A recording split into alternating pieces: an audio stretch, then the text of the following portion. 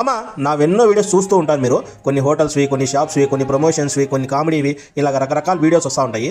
కానీ ఈ వీడియో మాత్రం కొంచెం బాధాకరమైన వీడియో.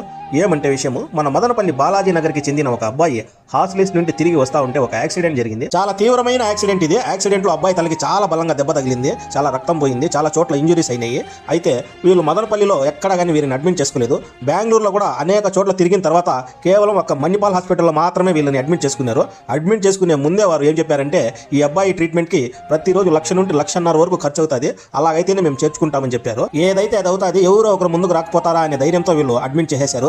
దాదాపు ఇప్పుడు వాళ్ళ దగ్గర ఉన్న డబ్బు మొత్తం అయిపోయి ఇతరుల సహాయం కోసం ఎదురు చూస్తున్నారు. ఇలాంటివి ఏమైనా జరిగినప్పుడు మన దగ్గరికి చాలా మంది వస్తుంటారు, ఏదైనా హెల్ప్ చేయండి, ఏదైనా వీడియో తీసి పెట్టమని. అయితే పూర్తి వివరాలు, పూర్తి సమాచారం తెలియకుండా, అది కాకుండా మన లోకల్ కాకుండా చాలా దూరం అయితే అలాంటి వీడియోలు మనం చేయము. ఈ యాక్సిడెంట్ ఎవరికైతే అయిందో ఆ పిల్లోడు మన లోకల్ బాలాజీ నగర్కి చెందిన పిల్లోడు. వీళ్ళందరూ నాకు బాగా తెలిసిన వ్యక్తులే, అందువల్లే ఈ వీడియో చేస్తున్నాను. చూడండి ఫ్రెండ్స్, ఇలాంటి పరిస్థితి మరి ఎవరికి రాకూడదు